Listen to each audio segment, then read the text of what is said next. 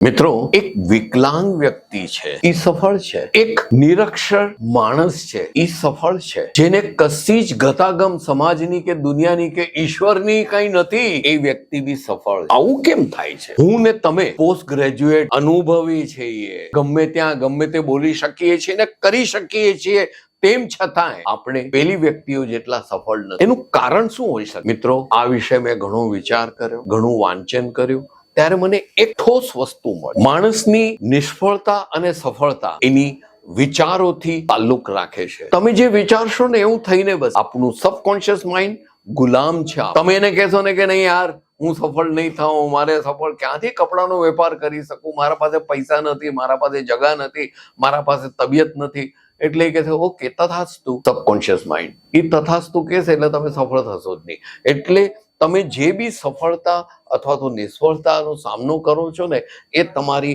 વિચારોની જ પેદાશ છે. તો આના માટે શું કરવું? તમે કહેશો કે હમણાં કહે છે કે પોઝિટિવિટી લઈ આવો અને હંમેશા સકારાત્મક વિચારો, એ બધું બરોબર છે, પણ તમે જે કપડાનો વેપાર કરો છો એના માટે આપણે કઈ કઈ ગતિવિધિઓ કરવાની છે? સૌથી પહેલા એ કે તમે રમત ગમતમાં ઓતપ્રોત એમાં તમે ઇન્વોલ્વ થાઓ. જરૂરી નહીં કે તમે સવારથી સાંજ ફૂટબોલ રમ્યા કરો કે ક્રિકેટ રમ્યા કરો કે બેડમિન્ટન રમ્યા કરો. નો, સોરી, એના સમયે તમે અડધી કલાક શરીરને સારું રહે એટલા માટે તમે રમી આવો, કારણ શું કે તમને શોખ છે, તમે રમત ગમતમાં તમે ઓતપ્રોત થયા છો, તમારું મન રમત ગમતમાં પરોવો. પછી તમે ટીવી ઉપર કોઈ ક્રિકેટ મેચ જોતા હો, ફૂટબોલ જોતા હો, એ મેચ તમે બારીકાઈથી જુઓ. એ તમે જોતા જોતા એના વિશે વિચારો કે આ બેટ્સમેને કેમ આવી રીતે કર્યું, પેલા વિકેટ કીપરે કેમ આમ ઈશારો કરીને બોલરને આમ બોલ નાખવાનું કહ્યું. એ બધી વસ્તુ તમે રમતમાં અંદર બેસીને અંદર જઈ રમતને સમજો. એનાથી શું થશે ખબર છે? કે રમતથી તમને એક ખબર પડશે કે હાર ને જીત, સફળતા ને નિષ્ફળતા, એની સ્પર્ધા તો લાગી જ રહેશે, પણ તમે છે ને આ બધી સફળતાને લેશો કેવી રીતે? સકારાત્મકતા. આ એક પોઈન્ટ થયો. બીજો પોઈન્ટ છે, સવારથી સાંજ તમે પાર્કિંગમાં તમારી બાઇક ઉપર કે તમારા ગાડી ઉપર બેસશો ને, તો એ પેલો સિક્યોરિટી ગાર્ડ કઈ ન બોલવાનું બોલશે. પેલો તમે બહાર ગાડી કાઢી એટલે પેલો સવારના પોરમાં 7 વાગ્યામાં પેલો ગોવાળિયો ગાયનું ધણ લઈને જતો હોય, એ બી તમારી સામે કટાક્ષથી બોલીને કઈ જોશે. હવે આવા બધા નાના નાના નાના અનુભવથી તમે દિવસ શરૂ કરો, ત્યારે મહેરબાની કરીને આ વસ્તુનું રિએક્શન નહીં આપો. ઓકે, આઈ એમ સોરી કરીને આગળ વધો. Just give a smile and go ahead. બિલકુલ રિએક્શન નહીં આપો. હોતા હે ભાઈ, બધાને પસંદ પડે એવું તો 24 કલાક થાય નહીં. આ તો સવારના પોરમાં 2 અનુભવ થઈ ગયા. એવી રીતે આગળ વધો. એનાથી શું થશે ખબર છે? કે તમને રિલેક્સ રહેશો, તમારું થિંકિંગ હાઈપર નહીં થાય. અને બીજી વસ્તુ શું છે ખબર છે? કે જે એક વસ્તુ આપણને આપણા દાદા દાદી, મા બાપ, ભાઈ બહેનો બધા જ કહે છે ને શીખવતા આવ્યા છે કે જે વ્યક્તિ કામ કરે એની ભૂલ થાય. Simple as that. હું સવારથી સાંજ આમ બસ બેઠો રહીશ તો મારી કોઈ ભૂલ નહીં થાય, પણ હું કંઈક કામ કરીશ, તમને મારા વિચારો આપીશ, હું કંઈક લખાણ કરીશ કે હું કંઈક સેલ કરીશ, તો એમાં ક્યાંક ભૂલ થવાની જ. કાલે જે સાડી મેં 110ની છે એમ કસ્ટમરને કહ્યું, તો આજે મેં એમ કહ્યું કે 105ની. કોઈ મારી તો નહીં નાખે, ભૂલ તો થાય. પણ જો તમારાથી આ બધી ભૂલો થાય ને, તો એ ભૂલો બીજાના ખભા પર નહીં ઠોપો કે નહીં નહીં મેરા દોષ નહીં था, ये इसने ऐसा किया. નહીં, કભી ભી નહીં કરતા. Never do that. એનાથી શું થશે કે તમે તમારી નજરમાં હલકા પડી જશો. પોતાની ભૂલો સ્વીકારો. યસ, હોતી હે ભૂલ, ઉસમે ક્યા હે. હવેથી ધ્યાન રાખશો એ ભૂલ ન થાય એવી રીતે. એ બોધ લઈ આગળ વધો. ત્રીજું મહત્વ કારણ છે, ખોટો દેખાડો નહીં કરો. મારી ઓકાત, મારી હેસિયત એક 40,000 પગારની છે, જેનામાંથી મારા ઘરનું ભાડું ભરું છું, પત્નીને સંભાળું છું, ઘર ચલાવું છું, છોકરાઓને ધ્યાન રાખું છું, ભણાવું છું.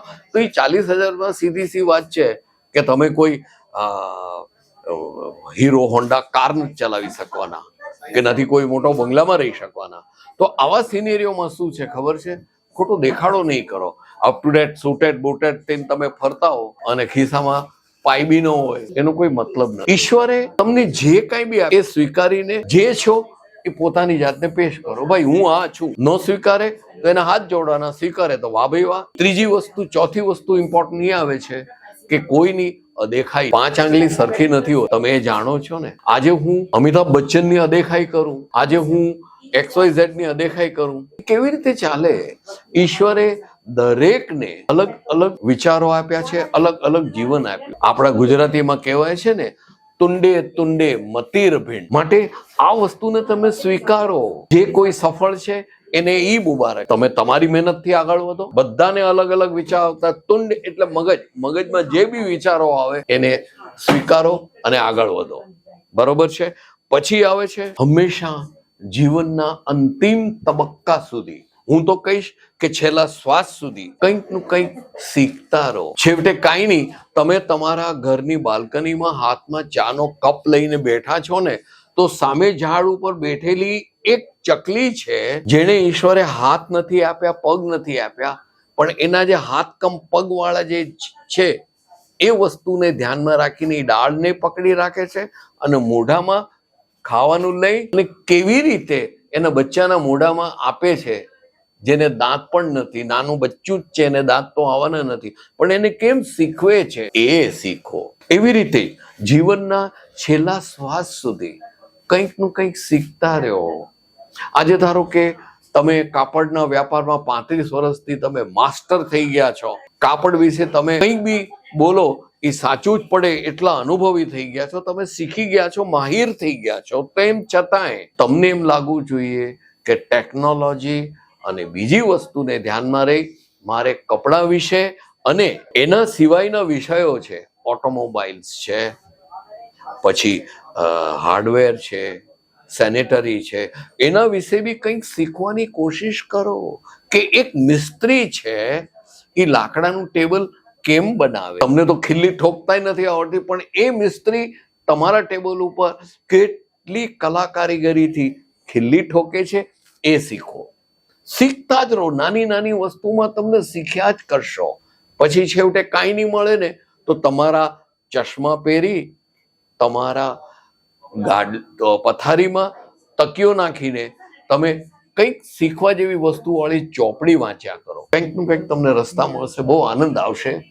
આ બધી વસ્તુથી દોસ્તો તમારા વિચારોમાં ફેરબદલી આવશે, તમારા જીવનમાં બદલાવ આવશે અને પરિસ્થિતિ જ્યારે પોઝિટિવ થશે એટલે તમે સફળ થશો. કયા વિષયમાં એ તમારે નક્કી કરવાનું. ચલો દોસ્તો, આજનો વિડીયો અહીંયા સમાપ્ત કરું છું. આશા છે ચોક્કસ તમારા મને કમેન્ટ્સ મોકલશો. કમેન્ટ મોકલજો અને સાથે સાથે કેસરિયા ટેક્સટાઇલ કંપની સુરત ગુજરાત આવવાનું ચૂકશો નહીં. આવા નવનીત વિચારો, નવનીત પોશાકો અને નવનીત કાપડના અગણિત વેરાયટી સાથે અમે તમારી સામે હાજર થશું. તમે અમારી સામે આવો તો ખરા. ત્યાં સુધી રજા લો. આવજો મિત્રો, આવજો દોસ્તો. साड़ी कुर्ती या हो लहंगा, सही दाम का नाम के